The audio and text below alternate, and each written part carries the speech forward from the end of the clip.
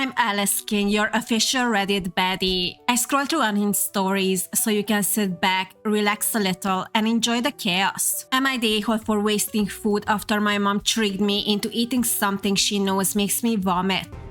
What? Who does that?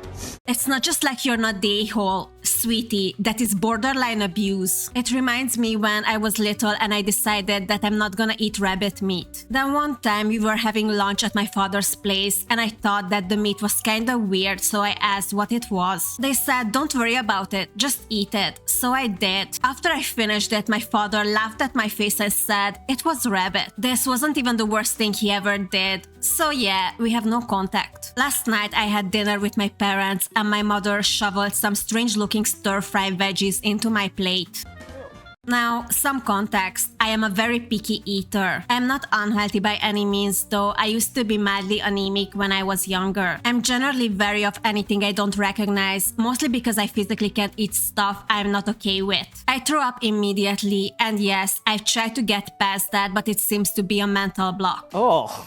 If it is forcing you to eat something you wouldn't want to, just gonna make everything worse. You need a therapist to work these things out with when you are ready. Naturally, I asked her what the dish was and she replied with, "Oh, just try it first." That's never a good sign, I can tell you from experience. I decided not to test her patience and took a very small bite of that, then resumed asking her what it was. She's not telling you because she knows she's forcing you to eat something you wouldn't want to. She knows it's wrong, so she tries to divert the topic. First, she evaded the question, then in a playful way commented that it wasn't so bad, was it? I pressed. She answered, it was pineapple, not something I eat. I didn't make a scene and decided to just be silent and let it all pass. She kept needling me about how I ate it perfectly fine when I didn't know what it was. Duh, the entire problem is me being unable to consume stuff I'm not okay with. The only thing parents like this gonna achieve is that their adult kids not gonna want a relationship with them. Just because that person is your child, they still deserve basic respect.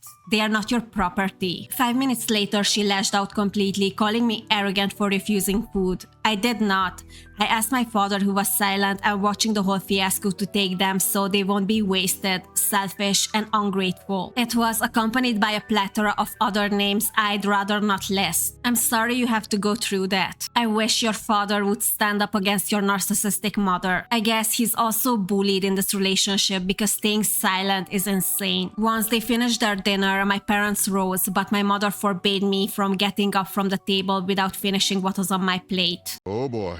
Here we go again. And this is how eating disorders are created, by the way. Close to 1 hour and 30 minutes later, I was still seated at the dining table, unable to leave and subjected to her furious words. Finally, my father intervened, telling my mother to drop it, in a very sensitive way, mind you, at which she lashed out at him too for taking my side. I have always been closer with my father than my mother. I wonder why. I'm just kidding. It's not a surprise at all. I wish you could get away from her. He silently went away after that. Just like I suspected, she bullies the whole family. I decided to talk to her about it since she'd calmed down a little. She refused to hear my side and told me to go dump the rest in the waste. Then she proceeded to guilt trip me and comment how it's her fault for cooking for me. Shut up.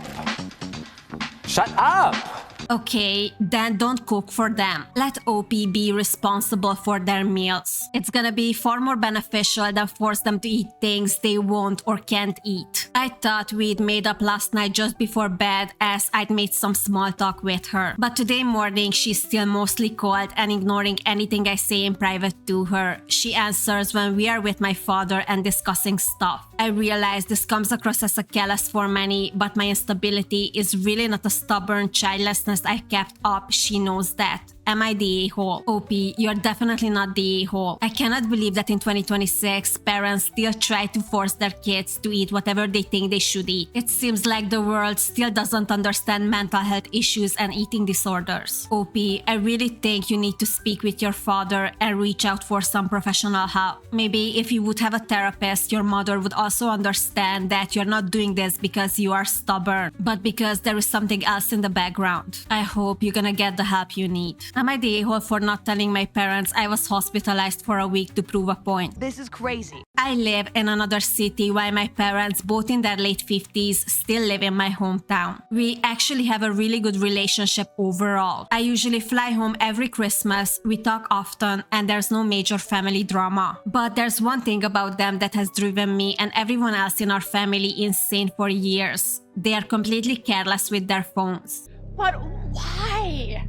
Like they never pick up, or what does that mean? They leave their phones in another room all day, leave them on silent by accident, or forgot to charge them so the battery dies for an entire day. For some reason, my stepfather's phone always on 8% when he shows me something on it. Sometimes I call them 5 or 6 times before someone finally answers hours later. Okay, the fact that they both are like this is pretty bad, I'm not gonna lie. I've talked to them about it many times because they don't have a landline, so their cell phones are literally the only reliable way to reach them.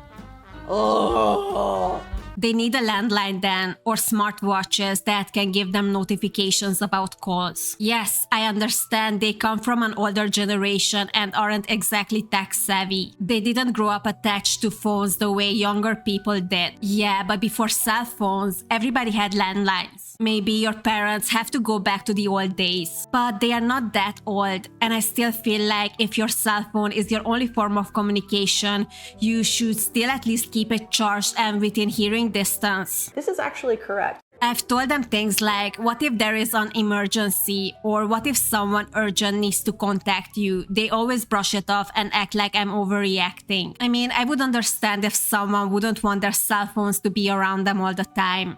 But what is the problem with the landline? Last month, I got severe food poisoning and ended up hospitalized for a week. It wasn't life-threatening, but I was pretty miserable. While I was in the hospital, I tried calling both of them multiple times over 2 days. No answer. That's messed up. I don't even think they knew that you called them. But not looking at their phones for days, that's just, I don't give a crap energy. One phone was dead, the other apparently was left somewhere in the house. At that point, I got frustrated and honestly just gave up trying. Now, to be fair, I could have contacted my aunt who lives near them and she absolutely would have told them. But after years of this same issue, I decided not to. Part of me thought maybe this is the only way they finally understand why people keep their phones accessible. Yesterday, I was talking to my mom on the phone and casually mentioned, oh yeah, last month I was hospitalized for food poisoning for about a week. I'm surprised you could reach her this time. She completely freaked out and got really angry that I never told them. Why didn't you say anything? I mean, you tried.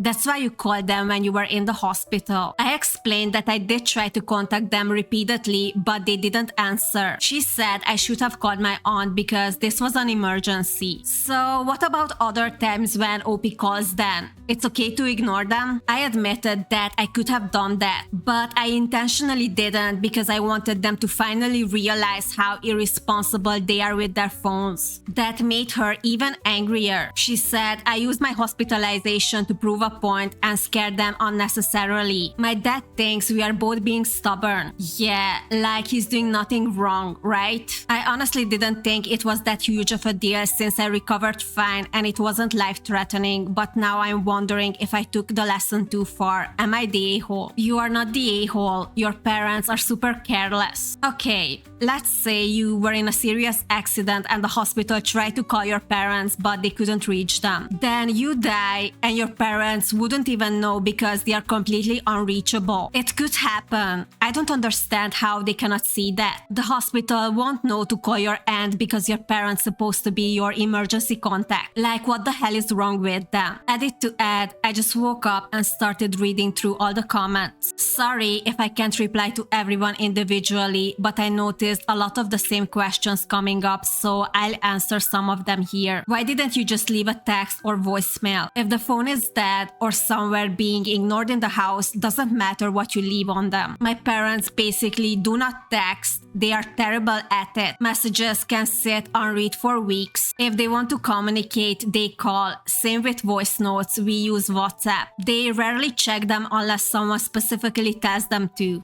That's so annoying. Why don't they install a landline? Yeah, that's what I thought could be the solution too. Because they don't want to. Simple as that. Our old landline was disconnected years ago and they never bothered getting another one installed. They are not even that old. Why can't they just learn how to use a phone? I think some people are misunderstanding what I mean when I say they are not tech savvy. For context, I live in Asia, and when my parents were younger, internet access and mobile phones were luxuries where we lived. In my hometown back then, only relatively wealthy people had mobile phones. My parents only got their first phones after my oldest brother moved away for college so they could stay in contact with him. And honestly, even back then, they were hard to reach.